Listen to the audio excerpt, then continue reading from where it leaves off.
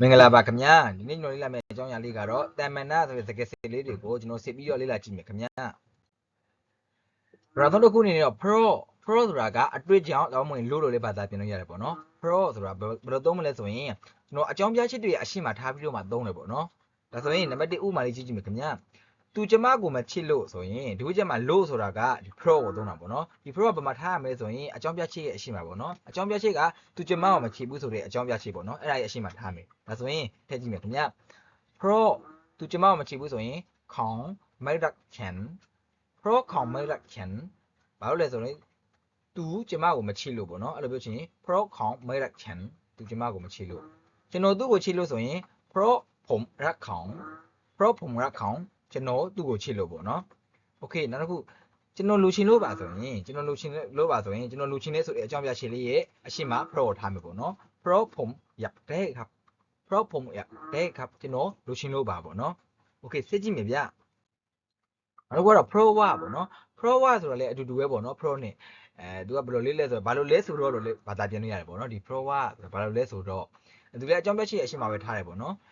်ဘယ်လိုမျိုးလဲဆိုရင်ဒီနေ့အလုံးမသွားဘူးဘာလို့လဲဆိုတော့မိုးရွာနေပြီပေါ့နော်ဒါဆိုရင်วันนี้အလုံးမသွားဆိုရင်ไม่ไปงานครับวันนี้ไม่ไปงานครับဘာလို့လဲဆိုတော့เพราะว่าฝนตกอยู่ครับဒီเพราะว่าเพราะนี่လည်းပြောသုံးရတယ်ပေါ့နော်วันนี้ไม่ไปงานเพราะฝนตกอยู่ครับမိုးရွာနေလို့အလုံးမသွားဘူးပေါ့နော်အဲ့လိုမျိုးတန်းပြန်လေးဘာသာပြန်လေးရတယ်ခင်ဗျเพราะว่าနဲ့ pro နဲ့အတူတူပါပဲခင်ဗျစစ်ကြည့်မယ်ဗျแล้วก็ပြီးတော့ပေါ့နော်แล้วก็แล้วဆိုတာပြီးပြီကောဆိုတာလဲပဲပေါ့နော်ပြီးတော့လဲပဲပေါ့အဲ့လိုပြောချင်တာပြီးတော့စကားတွေကိုတစ်ခုခုစစ်ပြောတဲ့အခါမှာသုံးတယ်ပေါ့နော်အကြောင်းအရာတစ်ခုပြီးတော့နောက်တစ်ခုစစ်ပြောချင်တဲ့အခါမှာပေါ့ရောဂျားထဲမှာထားပြီးတော့မှသုံးတယ်အကြောင်းအရာတစ်ခုဂျားထဲမှာထားပြီးသုံးတယ်နောက်ထပ်ထပ်ပြီးတော့မှပြောစရာရှိတဲ့အခါမှာแล้วก็ဆိုတဲ့စကားလေးစစ်ပြီးတော့မှပြောသွားတယ်ပေါ့နော်โอเคဥပမာလေးကြည့်ကြည့်မယ်ဗျညီလေးသမီးအရင်သွားစားအောင်ပြီးတော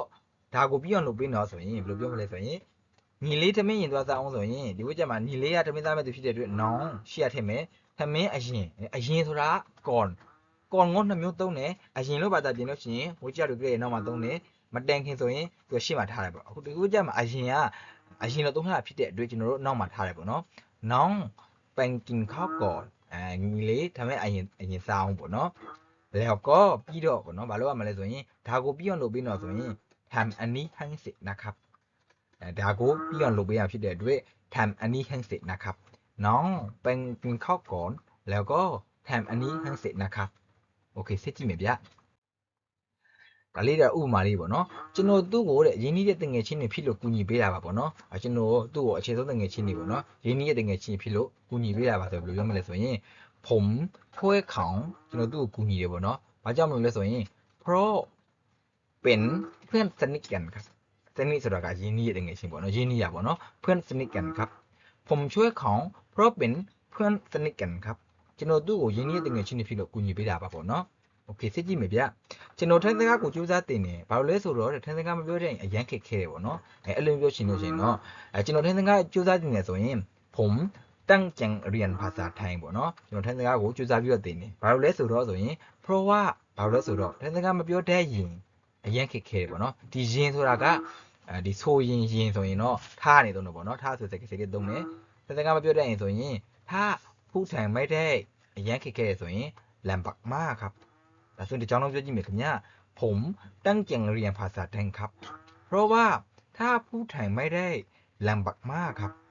โอเคစစ်ကြည့်မယ်ဗျအကိုဒီနေရာကိုအိုးရင်စီပြီးတော့ဘီလက်မီရောတွားယူလာပြီးတော့ဆိုရင